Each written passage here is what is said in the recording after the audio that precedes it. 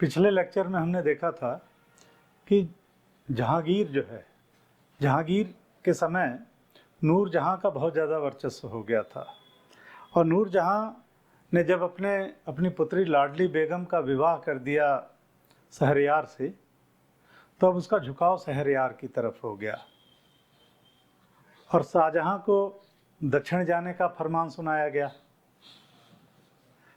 अब जब शाहजहां दक्षिण गया, उसी समय 1622 में कंधार पर सफावियों ने आक्रमण कर दिया, ईरानियों ने आक्रमण कर दिया। तो कंधार पर ईरान का आक्रमण हो गया।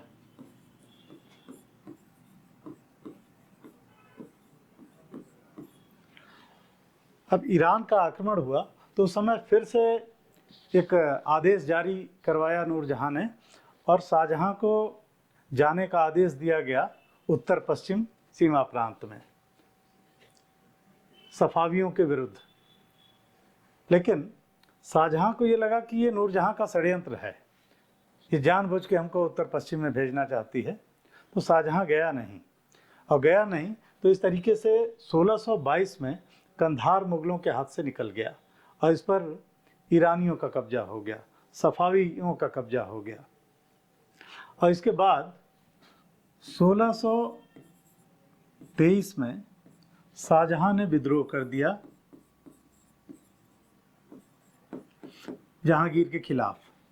तो शाहजहां का विद्रोह हो गया। अब जहांगीर के खिलाफ शाहजहां ने विद्रोह कर दिया। अब विद्रोह कर दिया तो अब ये भागने लगा शाही सेनाओं से, और शाहजहां के विद्रोह को दबाने के लिए बहुत बड़ा सेनापति एक था जहांगीर का, महावत खां। तो महावत खां को लगाया गया। अब जब शाहजहां को ये लगा कि हम मुगल सेनाओं का सामना नहीं कर सकते, क्योंकि उसको किसी ने संरक्षण नहीं दिया, अब ये भागता रहा। भागते हुए ये हुगली पहुंचा, बंगाल। हुगली में पुर्तगालियों ने इसकी मदद तो नहीं की, बल्कि मुमताज महल की 3 दासियों को ही लूट लिया। तो शाहजहां भागते भागते परेशान हो गया और इसने 1626 में इसने आत्मसमर्पण कर दिया जहांगीर के सामने। जहांगीर ने इसको माफ भी कर दिया, लेकिन इसको अपने 2 पुत्रों को, औरंगजेब और दारा शिकोह को, जहांगीर के पास जमानत के रूप में रखना पड़ा। इस तरीके से शाहजहां का विद्रोह दबा दिया गया। शाहजहां के विद्रोह के बाद एक और महत्वपूर्ण विद्रोह हुआ, महावत खां का विद्रोह। महावत खां का जो विद्रोह है, महावत खां का विद्रोह,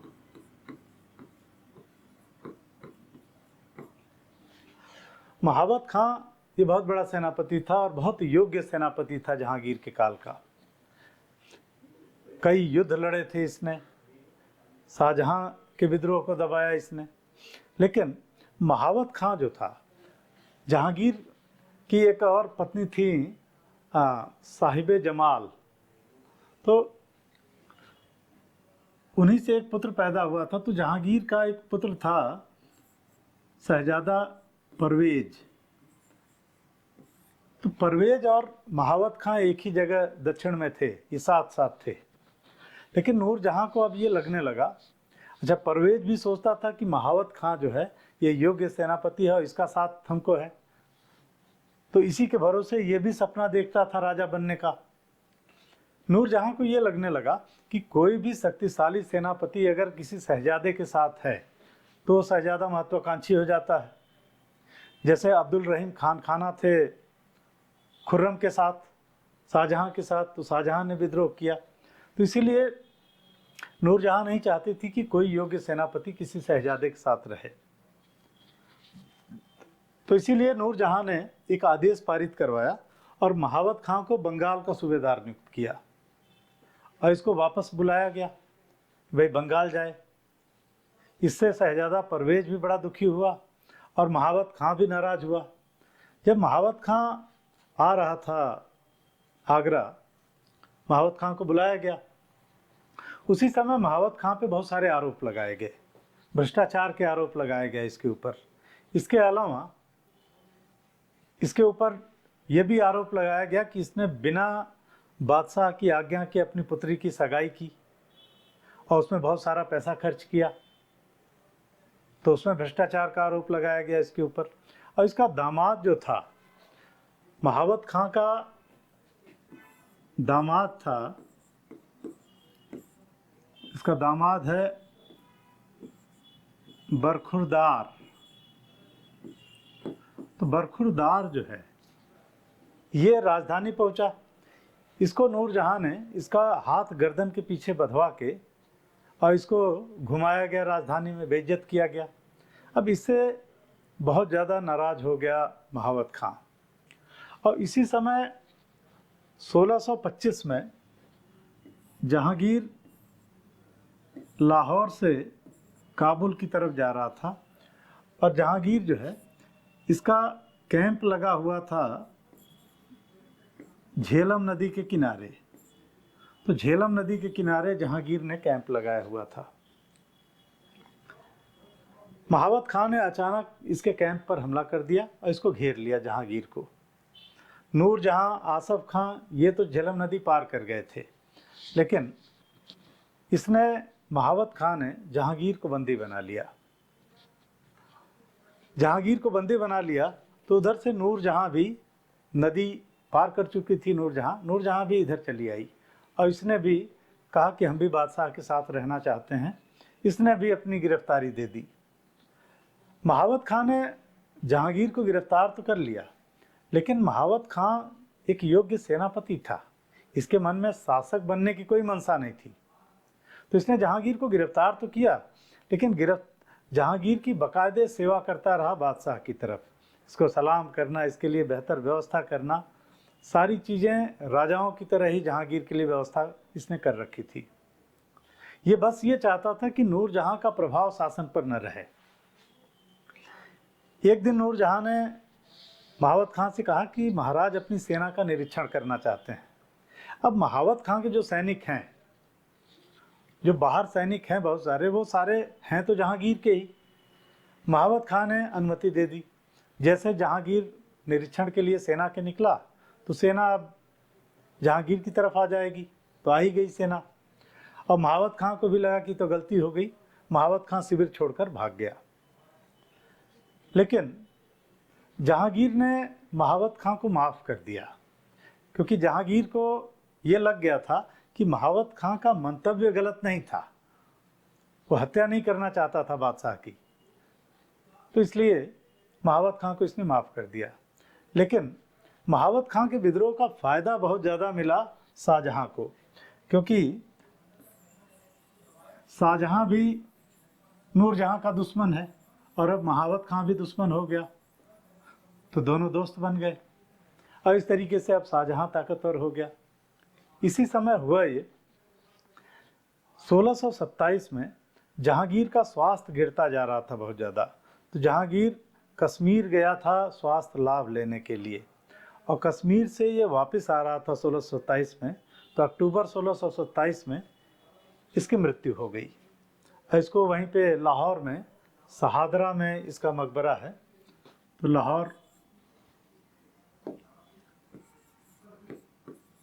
लाहौर में शहादरा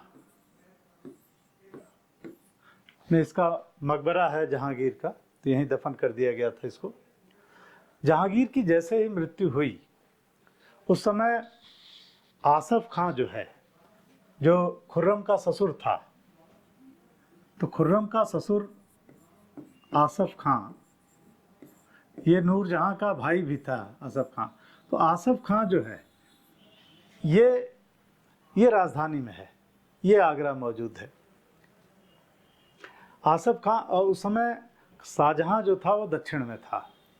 आसफ खां ने तुरंत जितने शहजादे थे सबकी हत्या करवा दी। शहरयार को भी गिरफ्तार कर लिया गया, इसकी भी हत्या कर दी गई। नूरजहां और लाडली बेगम को भी गिरफ्तार कर लिया गया। और जब तक शाहजहां आ नहीं गया तब तक आसफ खान ने गद्दी पर एक खुसरो का पुत्र था, खुसरो जो जहांगीर का बड़ा लड़का था, तो खुसरो का पुत्र था दावर बख्श। दावर बख्श को इसने गद्दी पर बिठा दिया आसफ खान ने, क्योंकि सिंहासन खाली नहीं रखा जा सकता। और जैसे ही शाहजहां पहुंचा 1628 में, तो दावर बख्श इसकी भी हत्या कर दी गई। इसीलिए इसको बलि का बकरा कहा जाता है। इसको इतने समय के लिए कि बस सिंहासन खाली न रहे बिठाया गया था। तो दावर बख्श की हत्या कर दी गई और 1628 में शाहजहां गद्दी पर बैठ गया। अब जहांगीर के काल की जो अन्य घटनाएं हैं उनके बारे में भी थोड़ा चर्चा कर लेते हैं। जहांगीर का जो विदेशियों से संबंध था, जैसे पुर्तगालियों का इससे बड़ा बढ़िया संबंध था, लेकिन 1613 के बाद पुर्तगालियों से इसका संबंध खराब हो गया। इसने कई गिरजाघर तोड़वा दिए थे और बंद करवा दिए थे। बाद में फिर समझौता हुआ, जो पादरी थे पुर्तगाली, तब ये जाके माना।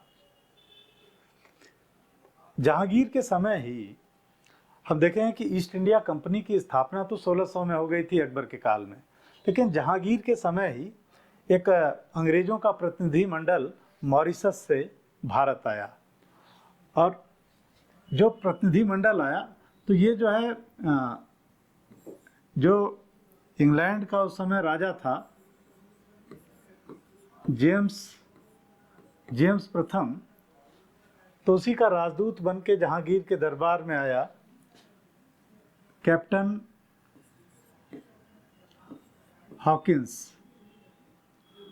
हॉकिंस। ये जहांगीर के दरबार में आया और ये मॉरिशस से हेक्टर नामक जहाज से चला। हेक्टर नामक जहाज से ये मॉरिशस से चला और ये पहुंचा सूरत, और सूरत से फिर 1608 में ये जहांगीर के दरबार में हाजिर हुआ।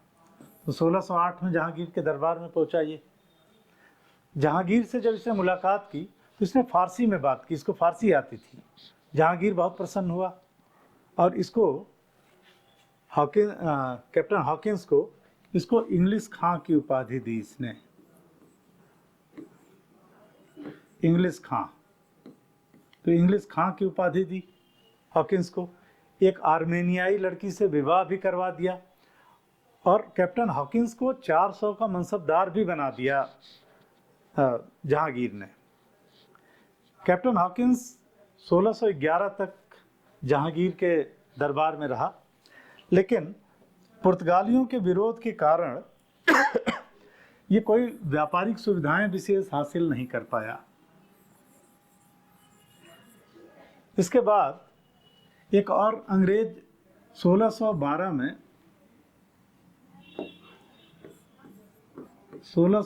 में पाल कोनाग आया। पाल कोनाग ये जहांगीर के दरबार में पहुंचा, लेकिन इसको भी जेम्स प्रथम का पत्र ये भी लेके पहुंचा, लेकिन इसको भी निराशा हाथ लगी, क्योंकि पुर्तगालियों के षड्यंत्र के कारण इसको भी वापस जाना पड़ा।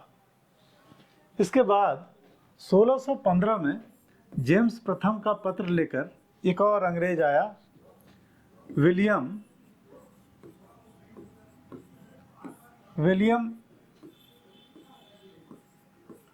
एडवर्ड। तो विलियम एडवर्ड आया क्योंकि इस समय तक पुर्तगालियों से झगड़ा हो चुका था जहांगीर का, तो ये कुछ सुविधाएं हासिल कर पाया, लेकिन इतना सफल ये भी नहीं रहा। अब 1615 में ही जेम्स प्रथम का पत्र लेकर एक और राजदूत आया, सर टॉमस रो। और सर टॉमस रो के साथ एक फादर टेरी भी आए थे। फादर टेरी। फादर टेरी भी आए थे। और सर टॉमस रो जो है ये जहांगीर से अजमेर में मिला। तो अजमेर में उस समय कैंप कर रखा था जहांगीर ने, तो अजमेर में मुलाकात की सर टॉमस रो ने, और ये व्यापारिक सुविधाएं हासिल करने में सफल रहा। तो इस तरीके से ये जो अंग्रेज़ों से संबंध रहा जहांगीर का, जहांगीर को कहा जाता है कि जहांगीर ने ही एक कान में जो बाली पहनी जाती है इसका फैशन जहांगीर ने ही चलाया था। जहांगीर के समय ही पुर्तगाली तंबाकू लेके आए भारत। जहांगीर का अगर मूल्यांकन किया जाए तो जहांगीर को विरोधाभासों का सम्मिश्रण माना जाता है। ये कहा जाता है कि दयालु भी था तो क्रूर भी था, झक्की भी था, इसमें लड़कपन भी था। ठीक, तो ये विरोधाभासों का सम्मिश्रण माना जाता है। धार्मिक रूप से देखा जाए तो जहांगीर ने सुलह कुल की नीति अपनाई जो अकबर ने अपनाई थी। तो बढ़िया संबंध इसके राजपूतों से भी रहे, हिंदू वर्ग के प्रति अच्छी नीति थी इसकी, लेकिन कभी कभी कट्टरता की नीति के भी दर्शन हुए इसमें। जैसे जब पुर्तगालियों से झगड़ा हुआ तो 1613 में कई इसने गिरजाघर तोड़वा दिए। इसके अलावा 1620 में कांगड़ा के दुर्ग पे जब इसने कब्जा किया तो यहाँ गाय कटवा कर जश्न मनाया इसने। इसके अलावा एक मुस्लिम संत थे, सूफी संत थे, शेख अहमद सरहिंदी। तो ये मुस्लिम सूफी संत थे शेख अहमद सरहिंदी। शेख अहमद सरहिंदी जो हैं, इन्होंने इस्लाम में ये कहा गया है कि 1000 साल बाद इस्लाम में एक मसीहा पैदा होगा जो इस्लाम में सुधार का प्रयास करेगा। अब जो ये शेख अहमद सरहिंदी थे, इन्होंने कहा कि हम ही वो मसीहा हैं, हम पैदा हो गए हैं, और इन्होंने इस्लाम के मसीहा मुजत्तहिद की उपाधि धारण की, इस्लाम के मसीहा की उपाधि धारण की। इसने कहा 1000 साल हो गया है, हम ही मसीहा हैं।